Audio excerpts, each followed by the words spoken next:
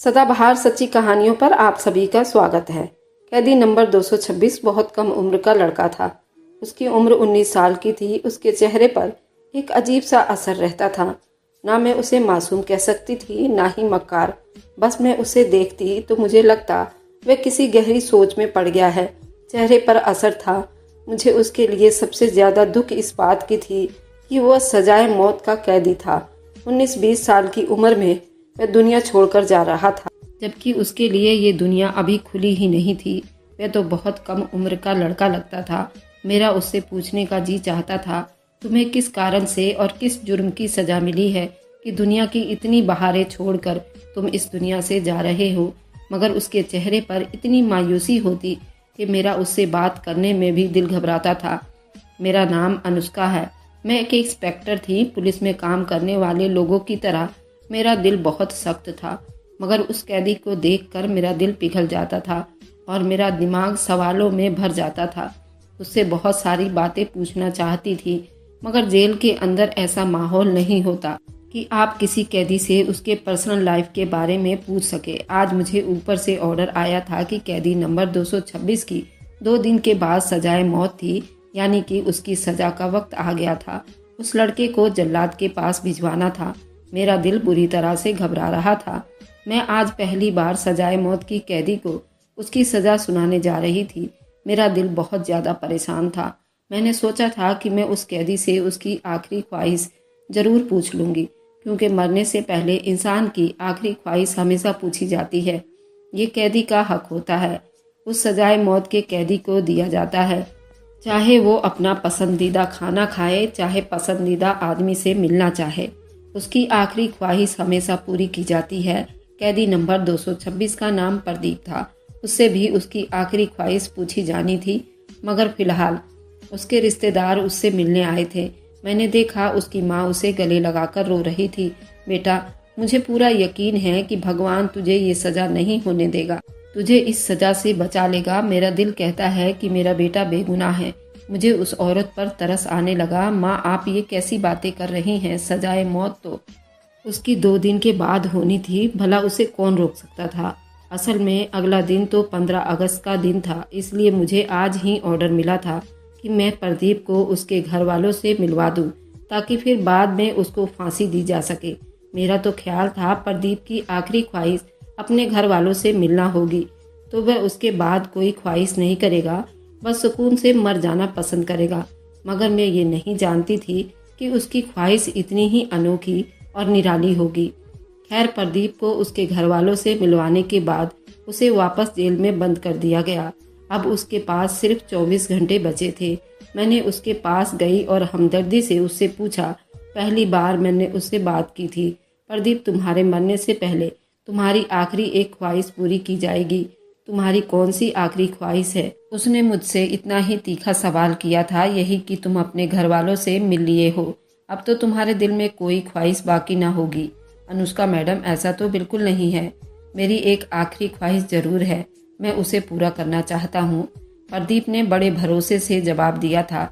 क्या है तुम्हारी आखिरी ख्वाहिश? प्रदीप ने कहा। तुम लोग मुझसे वादा करो कि मेरी आखिरी ख्वाहिश जरूर पूरी करोगे। हाँ हाँ, मैं पूरी करूँगी, जरूर पूरी करूँगी, ये तुम्हारा हक है। मैं उसकी कम उम्र का तरस खाकर बोली थी। फिर ठीक है, मुझे किसी बड़े अधिकारी के सामने पेश किया जाए, मैं अपनी ख्वाहिश का इजहार उसी से करूँगा। बहुत खास ख्वाहिश है मेरी। मैं जानता हूँ कि तुम किसी अधिकारी तक नहीं पहुँच पाओगी। ये बात उसकी थोड़ी हैरान करने वाली लगी थी। उसकी बात सुनकर मुझे उस पर गुस्सा तो आया, लेकिन क्योंकि वह सजाए मौत का कैदी था, मैंने सोचा जाने दो, बेचारा बस 2 दिन का ही मेहमान है, मुझे उससे दुश्मनी करके क्या मिल जाएगा। मैंने जेल के एसीपी साहब के सामने प्रदीप को पेश कर दिया। एसीपी साहब बोले, बच्चे, तुम्हारी आखिरी ख्वाहिश क्या है, बता दो अपनी। मैं हैरान थी, एसीपी इतनी नरमी से सजाए मौत की कैदी से कैसे बातें कर सकते थे, मगर शायद वह भी उसकी हकीकत को जानते होंगे कि उसका कसूर क्या है और उसे सजा क्यों मिली है। यहाँ पर ज़्यादातर कैदी ऐसे ही थे जिनका कसूर छोटा था और सजा बड़ी थी, जबकि बड़े गुनाह करने वाले आदमी आज़ाद घूम रहे थे। फिलहाल जब उससे उसकी आखिरी ख्वाहिश पूछी गई तो उसने कहा कि एसीपी साहब, मैं आखिरी बार और पहली बार शादी करना चाहता हूँ और एक दिन पूरा अपनी पत्नी के साथ बिताना चाहता हूँ। उसकी ख्वाहिश सुनकर हमारे तो जैसे मुंह को ताले लग गए। एसपी साहब ने अक्लमंदी और होश से काम लिया। देखो बच्चे, तुम्हारी शादी तो हम करवा देंगे, मगर तुमसे शादी करने के लिए मानेगा कौन? कमबख्त, तुम्हारे घर वाले भी तो अमीर नहीं हैं, तुम एक गरीब खानदान से हो। क्या एक मौका खराब कर रहे हो? कोई और चीज बता दो, खाना पीना या किसी से मिलना जुलना। हम तुम्हारे लिए ये सब कुछ करने को तैयार हैं, क्योंकि तुम इस दुनिया से जा रहे हो। हमारे लिए दुख की बात है, मगर कानून सख्त है और कानून ऐसा ही सबके लिए बराबर है, चाहे कोई कम उम्र और मासूम है या फिर ज्यादा उम्र का या बदमाश, सबके लिए एक ही सजा है। मैं नहीं जानता कि तुम्हें सजा क्यों हुई, तुम्हारा केस तो सबसे ज्यादा गंभीर है, लेकिन ये है कि अब तुम सजाए मौत के कैदी हो तो बिना वजह तो नहीं हो ना, तुम्हें किसी वजह से तो सजा मिली है। अब तुम किसी ढंग की ख्वाहिश के बारे में बात करो तो हम पूरी भी कर देंगे, लेकिन मैं यकीन से कह सकता हूँ तुमसे कोई शादी के लिए तैयार नहीं होगा, और फिर हम कैसे तुम्हारी शादी करवा दें? प्रदीप बड़े तसल्ली से बोला, एसपी साहब, मैं कब आपसे कह रहा हूँ कि आप मेरी शादी करवाओ। मैं आपको एक ऐसा तरीका बताता हूँ, मेरी शादी खुद ब खुद हो जाएगी। उसकी बात सुनकर मेरे भी कान खड़े हो गए। मैं सोचने लगी कहीं ये जेल की किसी औरत से शादी करने का ना बोल दे। फिलहाल प्रदीप ने कहा कि बाहर किसी मस्जिद में जाकर ऐलान करवा दो, प्रदीप 226 का कैदी किसी औरत से शादी करना चाहता है जो एक दिन के लिए सजा मौत से पहले उसकी दुल्हन बन सके। अब ये बात थी तो बड़ी बेढंगी, मगर प्रदीप ने हमसे वादा करवा लिया था, अगर कोई औरत उसके बाद भी मुझसे शादी करने को तैयार हुई तो आप रोकेंगे नहीं और मेरी दुल्हन सुबह होने तक मेरे पास ही रहेगी। प्रदीप की अक्लमंदी ने हमें भी परेशान कर दिया था। उसके सवाल ऐसे थे, हम लोग भी परेशान हो गए।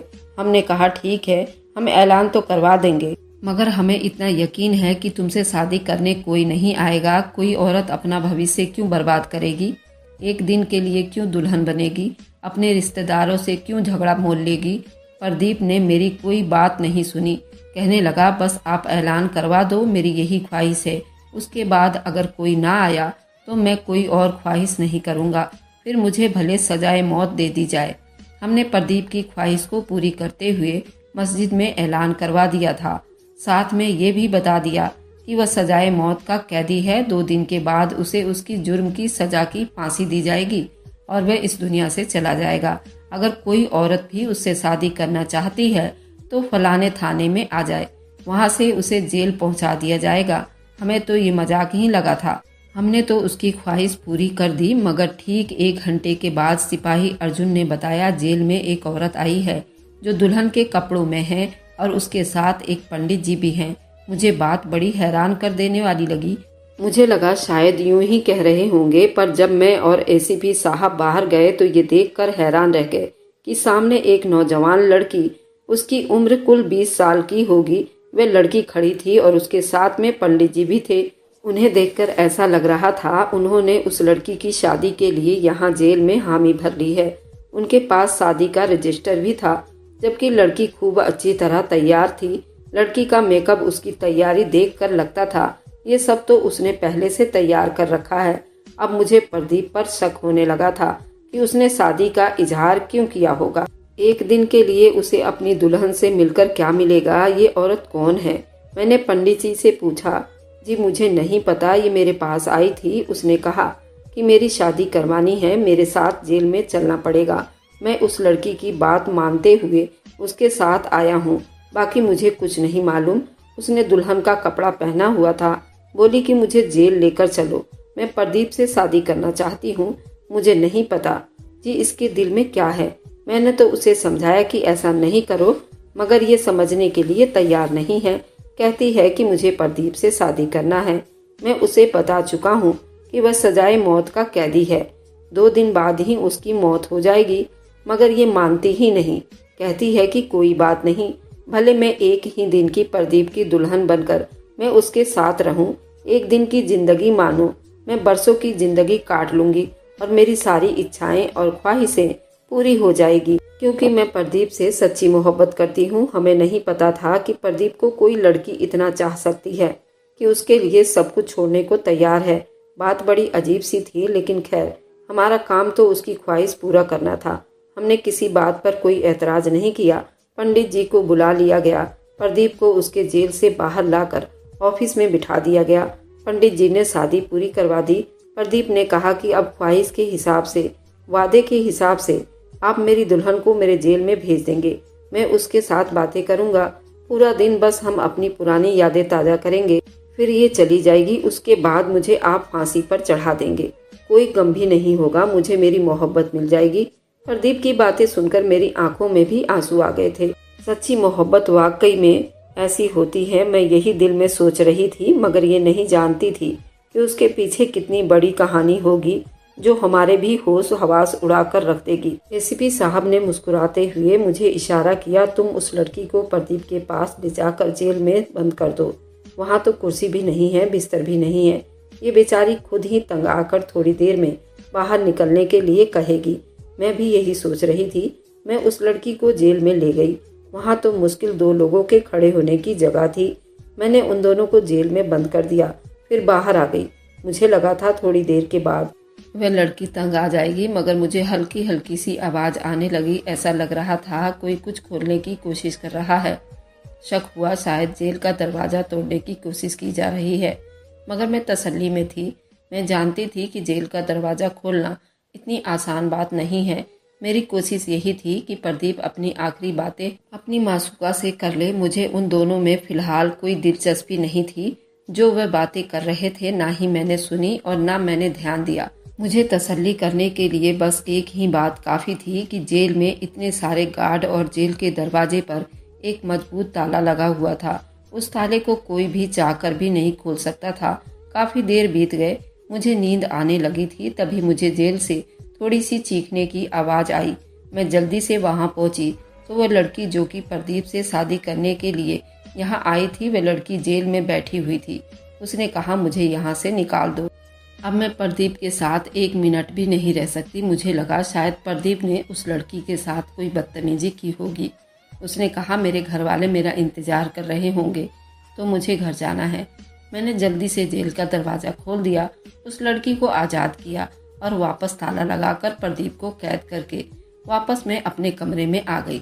मैं उस बात से बेखबर थी कि जब मैं सुबह उठूंगी तो एक तूफान होगा जो मेरे इंतज़ार में होगा। एसीपी साहब ने मुझसे कहा, वह सजाए मौत का कैदी 226 कहाँ है? मैंने कहा, वह अपने ही जेल में होगा। आप ऐसा क्यों पूछ रहे हैं? बोले कि मुझे तो कहीं नज़र नहीं आ रहा। मैंने एक दूसरे कांस्टेबल को भेजा था, प्रदीप को लेकर आए। तुम जाकर जेल नंबर 226 में चेक करो, वह कहाँ है, कहीं तुमसे कोई गलती तो नहीं हो गई। मैं एसीपी साहब को ये तो कह दिया था कि मैं जाकर देखती हूँ, पर मेरा दिल तेजी से धड़क रहा था, मानो मुझे तो सांस नहीं आ रही थी। अगर वह कैदी कहीं गुम हो गया, उसने मुझे चकमा तो नहीं दे दिया, अब मैं क्या करूँगी। खैर, मैंने जल्दी से 226 वाले जेल में गई। वहाँ तो अंधेरा ही अंधेरा छाया हुआ था। मामूली के हिसाब से मैं प्रदीप को आवाज़ दी, पर कोई जवाब नहीं आया। मैंने टॉर्च जलाकर देखा तो एक मरियल सा आदमी था जो कि जेल के फर्श पर पड़ा हुआ था। ऐसा लग रहा था कि उसकी मौत वाकई हो चुकी है। मैंने जल्दी से जेल को खोला, मगर जब मैंने उस आदमी को हाथ लगाया तो मेरी जान ही निकल गई। इतने एसपी साहब भी पहुंच चुके थे। उन्होंने भी उस आदमी की तरफ देखा तो उनकी भी होश उड़ गए थे। एसपी साहब ने मुझे डांटने लगे कि तुम्हें इतनी अकल नहीं है कि तुम इतने साल से ड्यूटी कर रही हो, क्या तुम्हें अभी तक इतना एक्सपीरियंस नहीं हुआ यहाँ काम करने का? मगर अभी तक तुम्हें लोगों की समझ नहीं आई। शर्म आनी चाहिए तुम्हें। पता नहीं तुम्हारा ध्यान कहाँ होता है। अगर किसी लापरवाही की वजह से मुझ पर सख्ती की गई तो उसकी जिम्मेदार सिर्फ और सिर्फ तुम पर होगी। एसपी साहब मुझे बातें सुनाने लगे और मेरा दिल चाह रहा था कि सामने बैठी लड़की को उठाकर बंदूक ठोक दूं। इतना बड़ा धोखा जो हमारे साथ हुआ था उसे किसी सूरत में भुलाया नहीं जा सकता था। मैंने तो सोचा था कि ये लड़की जो दुल्हन बनकर प्रदीप के साथ मिलने के लिए आई है वह प्रदीप के मोहब्बत में पागल है, दीवानी है, मगर मैं ये नहीं जानती थी कि प्रदीप ने उसे और हमें धोखा देने के लिए इस्तेमाल किया है। वह खुद दुल्हन के कपड़े में निकलकर जेल से भाग गया था और हमारे सामने इस लड़की को छोड़ गया था।